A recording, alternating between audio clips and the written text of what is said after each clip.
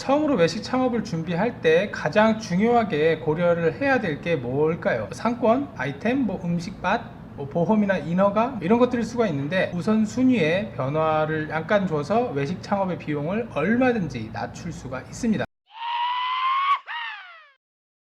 안녕하세요. 외식업에 종사하시는 모든 분들을 위한 채널 똑똑한 외식업 제이아빠입니다. 처음 하시는 분들을 위한 영상이에요. 고깃집이든 음식점이든 카페든 이제 오픈 계획을 갖고 준비를 하면 이제 보통 주위에서 엄청 반대를 해요. 여러 가지 이유가 있겠지만 초기 비용이 일단은 많이 들어가는데, 그거에서 이제 음식점이나 카페 이런 외식업들이 망한다는 사례를 너무 많이 접하기 때문일 거라고 저는 생각을 해요. 근데 막상 이거 아니면 내가 할 게 없는데 어떻게 해요, 그럼? 그리고 열심히 하다 보면 나는 안 망할 것 같아. 다 그런 생각을 가지고 이제 오픈을 하죠. 근데 이제 생각보다 이게 돈이 많이 듭니다. 그럼 이제 망하지 않고 돈을 줄여가면서 창업 비용을 아끼는 방법에 대해서 소개를 해드릴게요. 이제 대부분의 예비 창업자분들이 장사를 해야겠다라고 결심을 했을 때 하는 게 뭐냐, 아이템을 보러 다니거나 상권을 보러 다니거나 둘 다 보러 다니거나, 핫하다는 아이템은 다 찾아봐요. 프랜차이즈 박람회도 나가보고 대박집이라는 집도 가보고 주위 사람들한테 물어보기도 하고 인터넷을 찾아보기도 하고, 그래서 이제 어느 정도 아이템이 괜찮다 싶으면 이거 우리 동네 없네? 이거 내가 한번 해볼까? 내가 할 수 있으면 배워서 하고, 하지 못할 것 같으면 프랜차이즈는 계약을 합니다. 그리고 내 예산에 맞는 매장을 찾아서 계약을 하고 각종 허가들을 받고 이제 장사를 해요. 이게 대다수의 소상공인 외식업 창업의 오픈 과정이에요. 근데 외식업 창업은 100이면 100, 내가 생각했던 내 예산보다 무조건 더 많이 들어갑니다. 내 창업 비용이 1억이고 내 예산이 1억인데 1억 2천 들어가고, 내 창업 비용이 7천이었는데 1억이 들어갑니다. 이렇게 해서 간신히 오픈을 했는데 생각보다 장사는 안 되고 돈은 매달 까먹고 본전이 아까워서 계속 버티고 있다가 권리금은커녕 보증금 다 날리고 나가는 경우가 굉장히 많아요.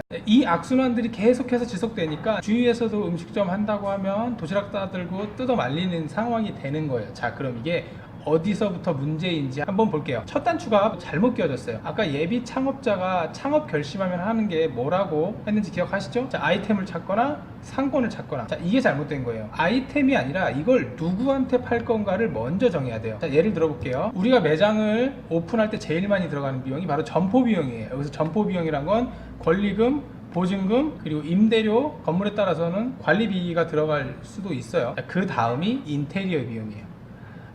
점포 비용이 전체 창업 비용의 적게는 50%, 많게는 70%, 80%까지도 가요. 거기다 인테리어를 끼면 거의 점포 비용과 인테리어 비용이 창업 비용의 80%, 90%를 차지한다는 거예요. 이게 왜 이러냐? 아이템을 먼저 선정하고 점포를 찾으니까 그런 거예요. 어디 갔더니 삼겹살이 기가 막혀. 삼겹살이 엄청 맛있어요. 아이템도 괜찮은 것 같아. 사람들이 웨이팅이 걸려 있어. 이걸 하고 싶어요. 근데 이걸 하려면 유동인구가 좀 있어야 될 것 같아요. 유동인구가 많으려면 좋은 상권에 가야 되고, 좋은 상권에 가면 당연히 권리금이 있고 당연히 보증금이 비싸겠죠. 가지고 있는 돈이 1억인데 점포로 8천을 써버렸어요. 근데 매장을 오픈하려니까 5천만 원이 더 들어가요. 인테리어 비용으로. 이미 예산 초과죠. 아이템이 먼저가 아니라 누구한테 파느냐가 먼저라고 했죠. 제가 예전에 이제 은평구의 뒤에 빌라로 둘러싸인 주택가에 한 10개월 정도 살았어요. 사이사이 골목이 빡빡해요. 평균 연령대도 저보다 좀 높으신 40대, 50대, 60대 분들이 많이 거주를 하세요. 근데 한 블럭, 두 블럭만 나가면 큰 대로변이에요. 이마트도 있고 스타벅스도 있고 KFC도 있고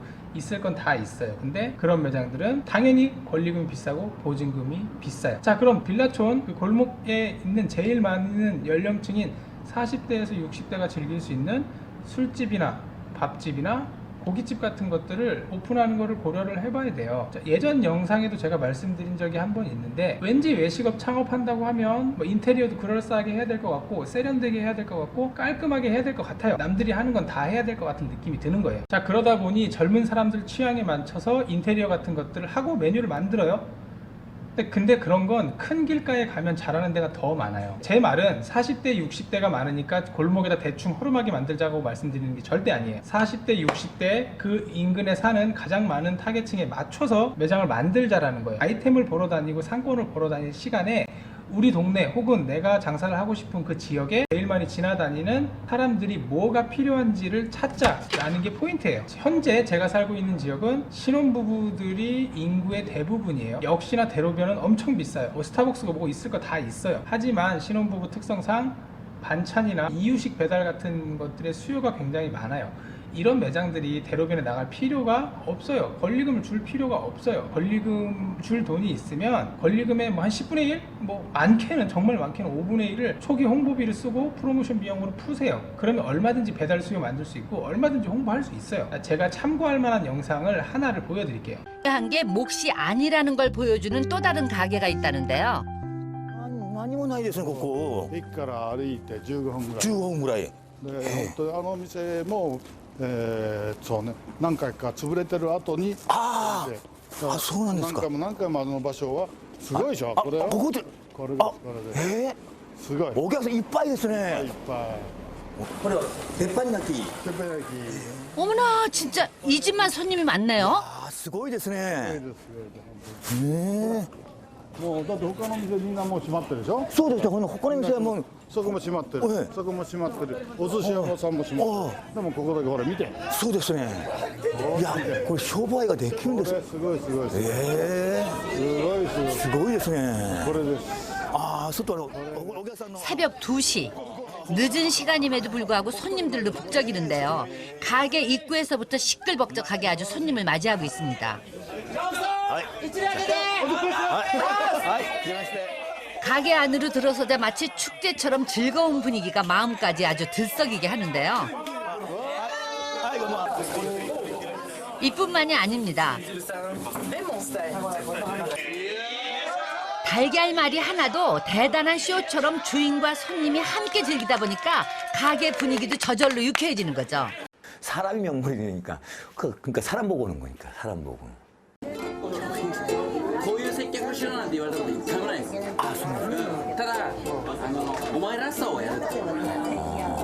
スタッフにも一緒に働いてくれるバイトの子にも、自分らしさを売っていいんだと。売り方なんかもうね、もう本当にそれ人それぞれなんですよ。 다시 한번 말씀드리지만 아이템이 중요한 게 아니고 사람이 중요한 거예요.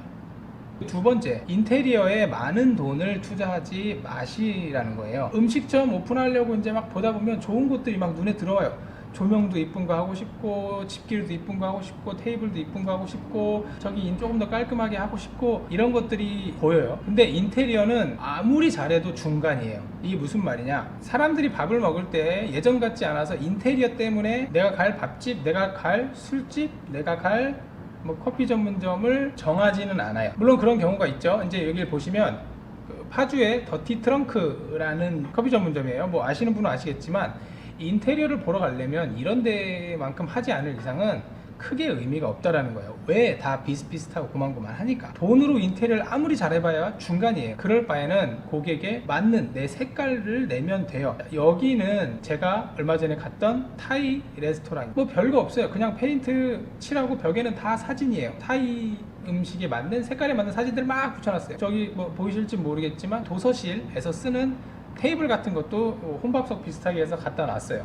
뭐 이상한가요? 촌스러운가? 뭐 어딜 가나 볼 수 있는 인테리어보다 훨씬 낫지 않나요? 뭐 저만 그런가요? 나만 그런가? 자, 외식업 창업을 처음 준비하면 뭐부터 해야 될지 몰라요. 외식업 창업이 처음이라고 문의를 해오시면 저는 프랜차이즈 하시라고 말씀을 드려요. 왜냐면 처음이면 할 게 너무 많고 알아야 될 게 너무 많아요. 오픈하다가 돈 다 쓰고 힘 다 빠져서 정작 창업하기 전에 녹초가 돼요. 그럴 바에는 프랜차이즈를 하라고 말씀을 드리는 거예요. 다만 누구에게 팔 건지 확실하게 정해져 있는 프랜차이즈, 인테리어 비싸게 하지 않고 실속 있게 하는데, 막 매장 많고 이런 것보다는 내실이 튼튼한데, 무걸리, B급, C급 상권 들어가도 어느 정도는 매출이 나오는데 반짝 아이템 말고 길게 갈 수 있는 대중적인 아이템 하는 곳, 너무 화려하지 않은 곳에서 장사를 하시면서 배우시고 독립하시라고 말씀을 드려요. 이게 솔직히 돈을 까먹을 확률이 훨씬 적습니다. 간혹 프랜차이즈 중에 뭐 이런 곳들이 있어요. 인테리어 빠방하게 하고 권리금 팍팍 줘서 목 좋은 데 가서 매출 빡 끌어올리고 팔아라. 뭐 돈 있으면 그렇게 하십시오. 근데 처음이잖아요. 그리고 이걸로 생계를 이끌어 나가셔야 한다면 아이템이 아니고 점포가 아니고 인테리어가 아니고 누구에게 팔 건지를 고민하시기를 제안드립니다. 좋아요, 구독 부탁드립니다.